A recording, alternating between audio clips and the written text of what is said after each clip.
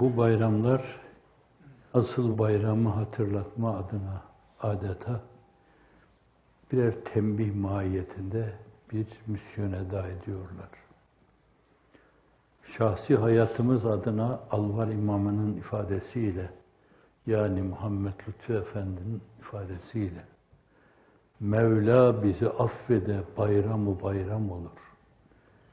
Cürmü hatalar gide bayramı bayram olur. Görüne güzel yiğit olur diyor bir de. Tahmisini böyle yapıyor. Bayramı bayram olur, görüne güzel yiğit olur, de bayram demek. Mevla bizi affede bayramı bayram olur. Zulmetler bir bir gide bayramı bayram olur. Her yanı ışık yağa bayramı bayram olur. Işık zulmeti boğa bayramı bayram olur. Sizin gerçek bayramınız bu bayramların hatırlatmasıyla esasen o bayram. İnsanların re'fetle, şefkatle birbirlerini kucakladıkları,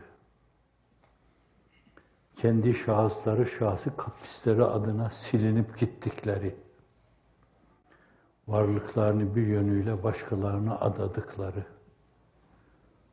o mübarek eyyamullah denir ona. Allah günleri. Asıl bayram o bayramdır. İnsanlık tarihin değişik dönemlerinde böyle bayramları yaşamıştır. Ve bu bayramlarda insanlığa serkar olanlar da Enbiya-i İzam'dır. O bayramların en büyüğünü insanlığın iftihar tablosu insanlığa yaşatmıştır. O bayramların en büyüğünü. Bir yönüyle bütün insanlığın içine, gönüllerine açılma bayramı. Gönüllerin gönüllere açılma bayramı. İslam'ı herkese sevdirme bayramı. Allah'ı herkese sevdirme bayramı. İnsanlara teklif ettiği sistemi bir sevgi sistemi olarak sunma bayramı.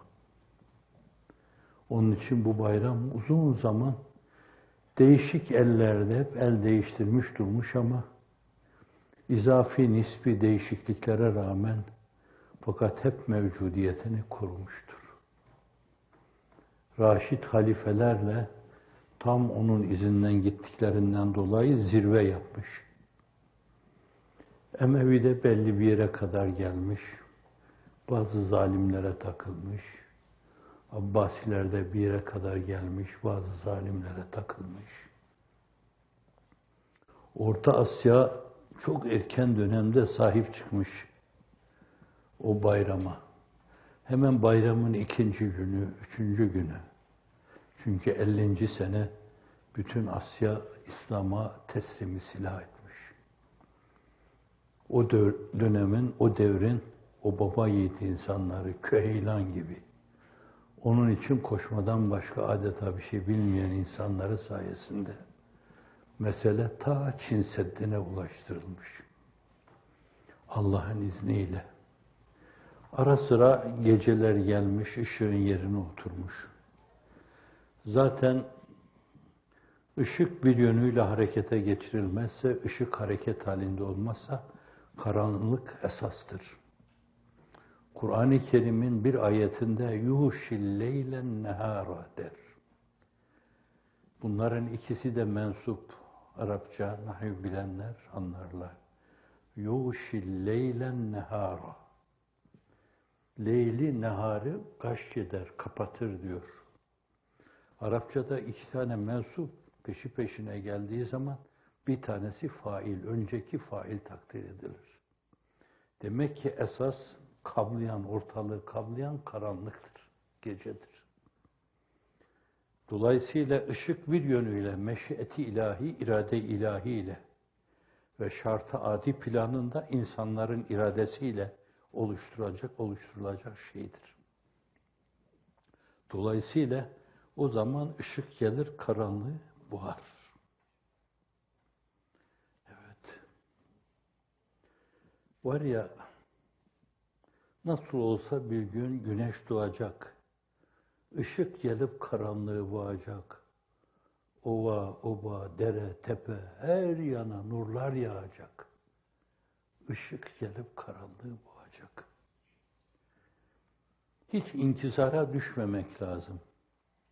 Halihazırdaki tablonun karanlığına yenik düşmemek lazım. Siz bu mevzuda iradenizin hakkını vermezseniz, karanlığın kündesine gelirsiniz, elensesine gelirsiniz. Bir kere de o tepeye bindi mi bir daha inmek istemez. Evet, çünkü karanlığın arkasında şeytan vardır.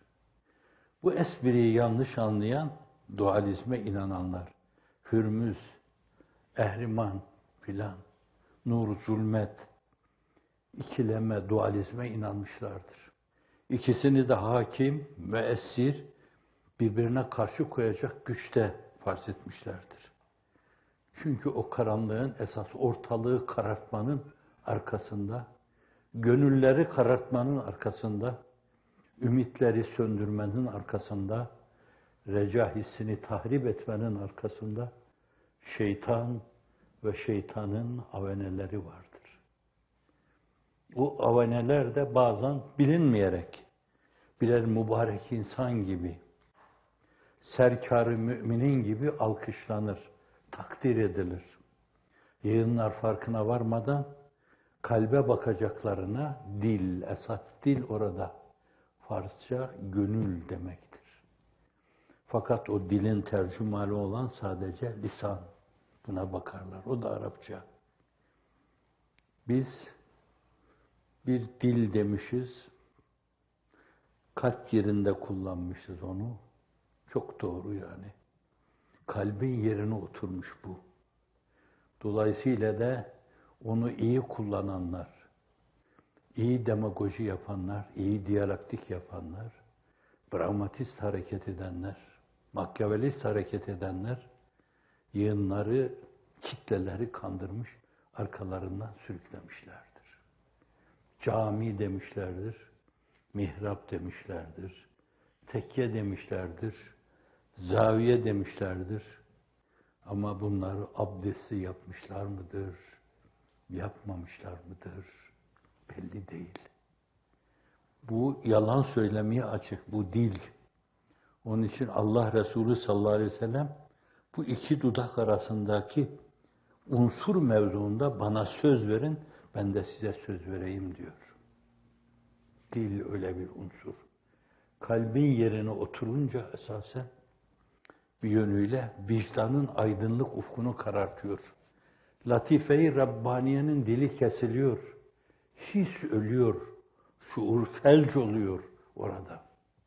Dolayısıyla vicdan mekanizmasıyla adeta yıkılıyor orada. Kündeye geliyor. Evet. Değişik zamanlarda o şeytani durum hakim olmuştur. Fakat Allah meşiyeti sübhaniyesiyle Enbiya-i İzam'ı göndermiş, Müceddid-i Fikam'ı göndermiş. Hiçbir dönemi öyle peygambersiz veya mürşitsiz bırakmamıştır. Efendimiz'den sonra sallallahu aleyhi ve sellem peygamber yok. Açık, kesin. O hem hatem, hem hatim, hem hatim. Ama o davayı nübüvvetin varisleri vardır. Bu meseleyi Ömer bin Abdülazizlerden alın da başta onun 4 halifesi Ebu Hanifelere, Şafiilere, Malikilere, Ahmet bin Hanbelilere, Hazreti Şahi Geylanilere, Muhammed Bahuddin Nakşibendilere, Mustafa Bekir Sıddıkilere, Necmeddin Kübralara, Hazreti Mevlana Celaleddin Rumilere güne kadar silsile-i zehebte, silsile-i fiddede, silsile-i cevherde namları zikredilen ne kadar varsa onlar değişik dönemlerde adeta birer fecir gibi insanlığın meşrikinde mustatil bir fecir gibi tülû etmişler ve yeniden insanları ümide, recaya çağırmışlardır Allah'ın izni, inayetiyle. Dolayısıyla her zaman karanlık ışığa yenik düşmüştür Allah'ın izniyle. Asıl olduğu halde. Aslı yenmiştir fer'i. Onun yaratmasıyla ve insanların şartı adi planında iradeleriyle ortaya koyduklarıyla. Belki bir gün yine o günler gelir. Zulmet künde yemiş gibi yere serilir Allah'ın izniyle. İnsanlarda ötelere ait metafizik gerilir. Gerildikçe gerilir. Ve ölü ruhlar 3 asırdan beri ölü ruhlar mezarı mütarikler bir bir dirilir. Dolayısıyla da yeryüzünde yaşama hakkı olmayanlar da onların hepsi gider toprağa gömülür. Miatlarını doldururlar. Zinciri boşalan, zembereği boşalan, şimdi pili biten saatler gibi. Eskiden saatler zemberekle işlerdi. Ondan evvel neyle işlerdi bilmem. Onun için Gönenli Mehmet Efendi söylüyor da kime ait bilmem. Saatin zinciri bitince eylemez tık tık. Vakti merhunu gelince ruha derler çık çık. Hakka kulluk eyle zira ahirette dinlemezler hınk mınk. Evet, saatin pili bitince veya zemberek boşalınca bütün çarklar durur orada. Ne ibreler işler, ne balans bir şey ifade eder. Durur. Evet. Belki ölü olan insanlar neden durdu diye kudurur. Evet. Fakat Allah'a dayanmış, saye sarılmış, hikmete rağm olmuş insanlar o doğru yollarında hiç durmadan yürür, durur. Şimdi bir kısım gulyabaniler değişik köşe başlarını tuttular. Engel olmak, geçerken size çelme takmak istiyorlar. Yaptığınız bu bir yönüyle ışık ocaklarını söndürmek istiyorlar. Eğer bu işin arkasında o kudret-i namütenahi varsa, irade-i namütenahi varsa, meşiyeti namütenahi varsa, onların işleri akametle sonuçlanacaktır. Allah'ın izniyle, inayetiyle siz bu işi güneşin doğup battığı her yere kadar götürecek ve Hazreti Ruhu Seyyidül Enam'ı hoşnut edeceksiniz. İşte güneş yeniden doğa, bayram o bayram olur. Işık zulmeti boğa, bayram o bayram olur. Kurban bayramı, Ramazan bayramı, o bayramı sadece mikro planda ama güzel yani. Haşa hafife almıyorum da bu bayramlar, bunlar bizim şahsımızı, uhrevi, dünyevi şahsi hayatımızı alakadar eden şeyler. O bayram ise bütün insanlığı alakadar eden bir bayramdır. Gerçek bayram o bayramdır. Allah o bayramla sizlerin içinize inşirah salsın inşallah. Hani bir yanıyla şimdiye kadar zaten yaptığımız bir şey vardı. Hep Cenab-ı Hakk'ın o mazlumları, mahturları, mağdurları, mehcurları, aynı zamanda mescunları, tabirler kullanmıyor ama yani kendini hapishanede bulanları, farin diyoruz, şerlerine duçar olmamak için ülkesini terk edenleri, muhacirleri filan. Allahümme etlikum serahen. Allahümme itlaka serahi haulâi tuğnîne be'n itlâkı serahi men sivâk diyoruz. Allah'ım bütün bu kement vurulmuş, ellerine ayaklarına zincir vurulmuş bir yönüyle hürriyetleri ellerinden alınmış. Usulü hamse ilaveten hürriyet usulü sitte oluyor onunla. Hürriyetleri ellerinden alınmış, çocuklarından koparılmış, eşlerinden koparılmış. Allah'ım ne olur bu mağdurlara, bu mazlumlara, bu mehcurlara, bu mahrumiyet içinde, bu mazuliyet içinde yaşayanlara sen bir fereç, bir mahreç ihsan eyle falan diye hep yalvarıp durdunuz, yalvarıp duruyoruz.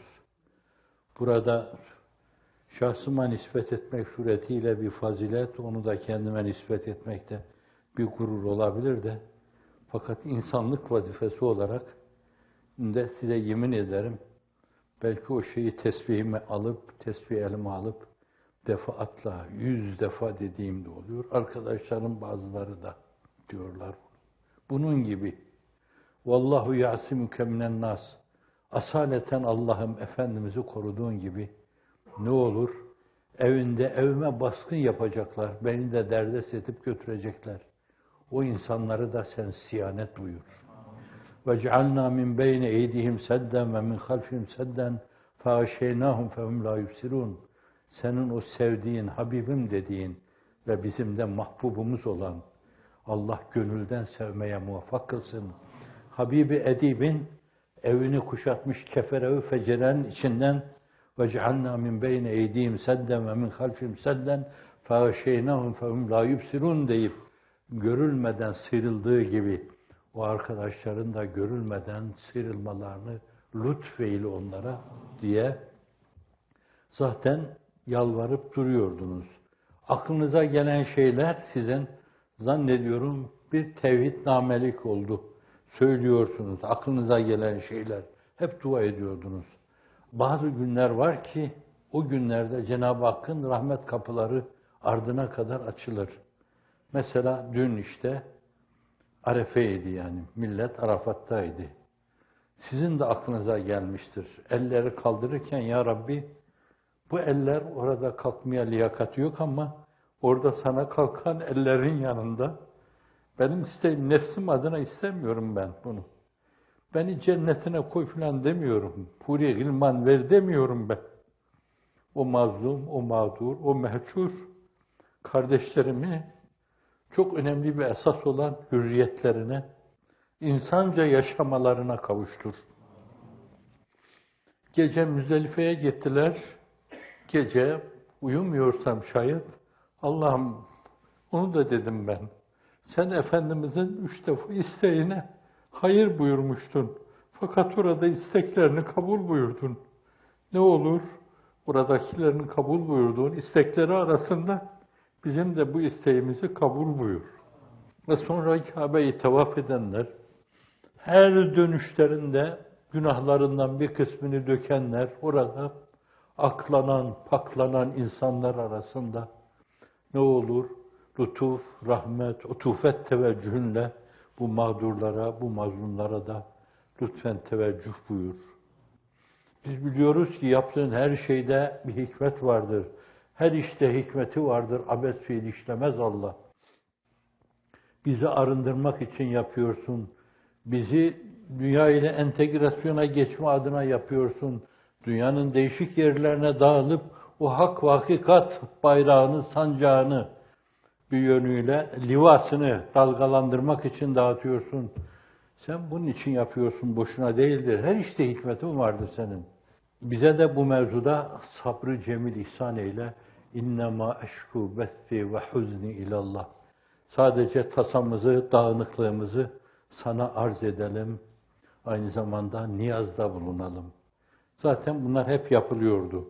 Ama işte bir Arefe günü dua etmek, bir bayram gününü öyle değerlendirmek bugün oturup kalkarken dudaklarımızdan hep o türlü şeylerin dökülmesi bir eşrefi saate, eşrefi dakikaya rastlayabilir.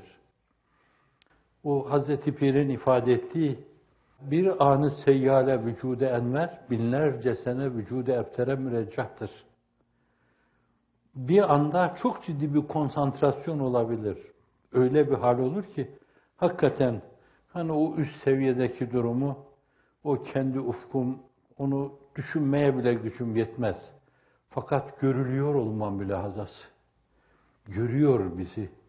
Elimi kaldırdığımı, vurgulamalarımı, ses tonumu, bunları duyuyor ve görüyor. İşte bu mülahazayla diyeceğin şeyleri diyorsun. Tam konsantrasyon. Bu defa senin dilin esasen kalbinin emrine giriyor. Dil kalp adına yalan söylemiyor. Kalbin emrine giriyor. Latife-i Rabbaniye'nin, daha doğrusu vicdanın sözcüsü haline geliyor. Vicdan yalan söylemez diyor Hazreti Pir-i Muğan. Öyle bir anı seyyale yakalanabilir. Hemen tık diye o esnada evet denir ona. Tık diye evet denir. Siz öyle dediğiniz zaman el kaldırmış meleği âlânın sakinleri vardır. Siz zannediyor musunuz ki Efendimiz sallallahu aleyhi ve sellem toprağın altında birilerinin böyle işte zannettikleri gibi ölüler toprağın altında çürüyüp gittiler. O vücudu necmi nuranisiyle her zaman sizin saflarınızın arasında bulunabilir. Her zaman. Kendisine gönülden delice bağlı olanların saflarının arasında bulunabilir. Rüyalarına girebilir. Ashab-ı Bedir girebilir. Münzelin, müsevvimin her zaman sizinle beraber olabilirler. İşte bunların el kaldırıp Cenab-ı Hakk'a teveccüh ettiği bir ana rastlayabilir. Onun için hiçbir anı boş geçirmemek lazım. Bir vesileyle min gayri haddin arz etmeye çalıştığım gibi ne olur yani? Gezerken Allahümme ferecen ve mahraca, Allahümme nasran kariben ve fethen mübinen fi akrabi an fi evsey itar behaysu ma la aynun ra'at ve la üzünün semi'at ve la hatar ala kalbi beşer. Deyin. Allah'ım bir nusreti karib. Yakın zamanda bir nusret. Allah'ım yakın zamanda engin bir fütuhat dini mübini İslam adına kendi o bir yönüyle hafife alamayacağımız tarihi değerlerimizi dünyaya duyurma adına Allah'ım engin bir fütuhat. Beheysu mâle eynurat kutsi hadis. Öyle şeyler kullarıma hazırladım ki ne göz görmüş, ne kulak işitmiş, ne de insanın hatırına gelmiş şeyler. İşte öyle sürpriz Allah'ım. Çünkü senin gücün her şeye yeter. İnneke semi'un karibun mücibun basir ve inneke ala kulli şeyin kadir ve bil icabeti cedir. Rabbi yessir ve la tuassir. Evet, murat buyurduğu her şey o kün fekan tezgahında, anında hemen ortaya kor. Kün fekan tezgahı tabirini kullanırlar dilimizde, nesirde ve şiirde. Kün feyekundan ol deyiverdi. O da hemen arkasından oluverdi. O bir kere ol deyiverdi mi hemen arkasından oluverir Allah'ın izniyle. Geriye dönelim.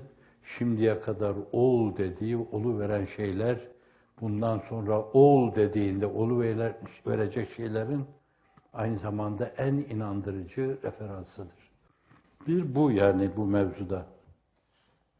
Bir ikincisi hani kalbimize daima işi böyle zevk-ı sefa ve keyifli bir havada geçirme adına Cenab-ı Hak yine Kuds hadisinde buyuruyor. Ene indel münkesireti kulubuhum. Ben kalbi kırıklarla beraberim. Ene indel münkesireti kulubuhum. Şöyle diyebilelim yani. O mülahazaya saygın ifadesi. Nahnu münkesireti kulub. Ha nahnu münkesiretul kulub. İşte hepimizin kalbi kırık. Kardeşlerimize, müminlere karşı. Arakan'daki insanlardan Şam'daki insanlara ve ülkemizde, mübarek ülkemizde analarla dolu. Burcu burcu, püyür püyür, şefkatin yukarılara doğru yükseldiği ana dolu, analarla dolu. Ülkede ağlayan analar, çığlık çığlık bağıran çocuklar ve bunlardan ayrı düşmüş, cüda düşmüş, inleyen insanların ülkesi. Bu ülke adına hüzün duymak, kalbin kırılması. Ha nahnu münkesretul kulub. Ne diyeceksin sonra? Bu bir yönüyle niyazdı, hali arzdı. Burada bir de dua, talep. Vecbur kesrena. Ne olur bu kırığımızı sarmala. Bir sargıyla. قَدْ ضَاقَتْ عَلَيْنَا الْأَرْضُ بِمَا رَحُبَتْ وَضَاقَتْ عَلَيْنَا أَنْفُسُنَا. Sahabi, Kâb ibn Malik gibi diğer arkadaşlar, Hilal gibi kimseler Efendimizle sefere katılmadıklarından 50 günlük bir tecride mahkum edilmişlerdi. قَدْ ضَاقَتْ عَلَيْنَا الْاَرْضُ بِمَا رَحُبَتْ وَضَاقَتْ عَلَيْنَا أَنْفُسُنَا dediler. Nefislerimiz bize dar gelmeye, yer genişliğine rağmen bize dar gelmeye başladı. Meseleyi öyle hissetme. Ondan sonra da ha nahnu kad daqat aleyna al-ardu bima rahubat ve daqat aleyna anfusuna amma ve ente melceuna ve recana. Sen dayanağımızsın ve tek ümit kaynağımızsın de. Bir de meselenin bu yanı var yani. Onların üzüntüsünü paylaşma. Çünkü hadis-i şerifte buyuruyor Hazreti Ruh Seyyid Lenam, men lem yehtemme be emril müslimin feleyse minhum. Müslümanların derdini onlarla paylaşmayan, o derde aynen yaşamayan onlardan değildir. Ayrı çizgide gidiyor demek. O kategoride müteala edilemez deniyor. Öyleyse ikinci mesele o yani. Siz onlar için belki bu iç üzüntü, keder, tasa bir yönüyle yese düşmemek, intisar yaşamamak kaydıyla bir yönüyle aktif sabır ve aynı zamanda aktif reca hissiyle. Fakat o hüznü yaşama. Bu da meselenin bir diğeri. Ne zaman Cenab-ı Hak inayet ve rahmet kapılarını açar, sizi ve onları beraber kucaklaştırır, sarmaş dolaş olursunuz. Telefon ekranlarında şimdi gördüm, çok memnun oldum, sevindim. Bir de bunun gerçekten o tedavi ettiriyor. Gerçekten 50 senelik arkadaşlarımla telefonlarla görüşürken, mesele noktalanırken sözün kafiyesi ağlamayla konuluyor ve kelimenin yarısı orada kalıyor, yarısı ancak bana ulaşabiliyor. Bugün de yine kaç tanesi öyle oldu, sözünün sonunu getiremedi. Söz şiirinin kafiyesini koyamadı. Bir de öyle sarmaş dolaş olma, öyle bir bayram yaşama, Allah öyle bir bayram yaşasın. Bir diğer mesele onları düşünerek değişik yerlerde tüten ocaklar oluşturma Allah'ın izni inayetiyle. Muavenet diyorlar. Himmete antipati duymaya başladılar. Millet bu mevzudaki o yüksek isar ruhuyla o okulları yaptı, o vakıfları kurdu. Türkiye'nin içinde, Türkiye'nin dışında binlerceye ulaştı. Orada yetişen insanlar sigara içmediler. Uyuşturucu kullanmadılar. Bohemliğe düşmediler. Ahlaklı ve mazbut idiler. Şimdi ise ilk mektebe kadar uyuşturucu. Elini kolunu sallaya sallaya giriyor. Parola sormadan veya kendisine parola sorulmadan her yere girebiliyor. Böyle güzel bir yönüyle tekkenin, medresenin, mektebin fonksiyonunu, bu müsellesin fonksiyonunu birden eda eden o müesseselerin kapılarına kilit vuruldu. Dolayısıyla oralardaki ışık söndürülmeye çalışıyor. Başka şekilde Allah'ın izni inayetiyle yanacak onlar yine. Evet, muavenet şimdi elimizden geldiğince Hz. Pir'in dediği gibi tadmaya izin var, doymaya yok. Kendi hayatımızı biraz da ekonomik hale getirerek, iktisadi hale getirerek. Şimdiye kadar ayda $1000 geçiniyor idiysek, örnek olarak arz ediyorum. Bundan sonra 750 veya 800, 200'ü de muavenet.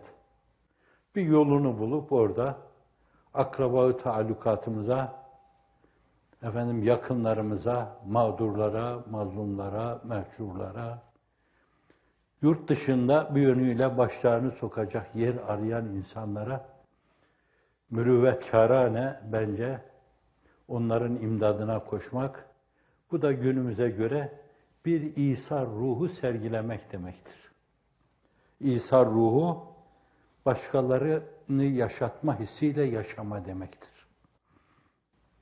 Yaşayacaksam başkaları için yaşamalıyım, kendim için değil. Bir de bu muavenet mevzu, onlar için yapılması gerekli olan şey bu.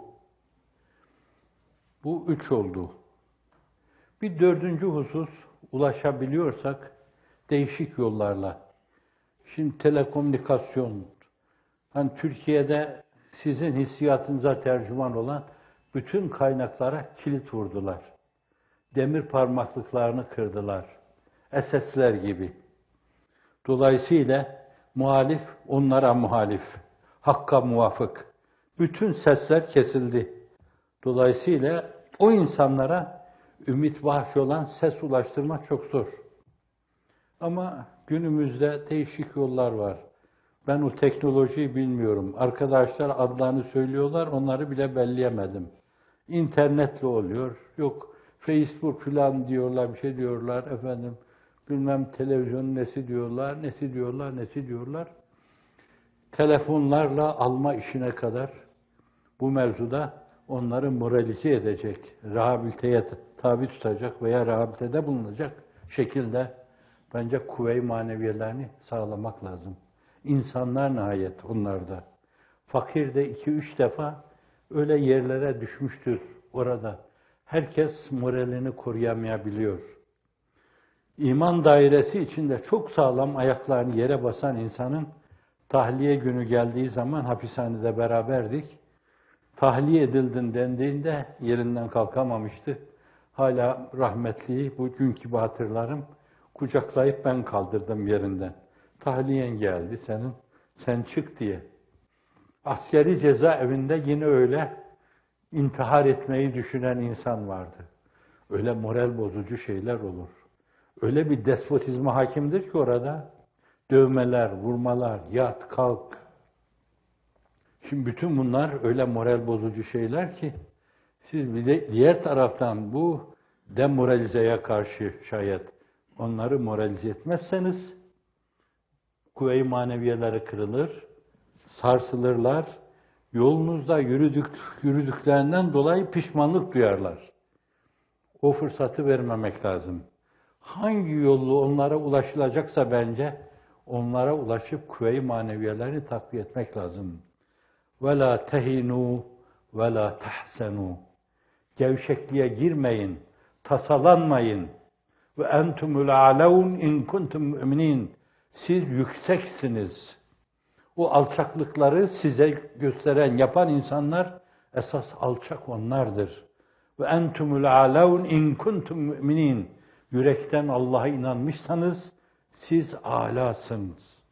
El-hakku ya'lu ve la yu'la aleyhi. Hak her zaman yüksektir. Hiçbir şey onun üstüne çıkıp âlalığa dem tutamaz, âlalık sevdasında bulunamaz. Vesselam.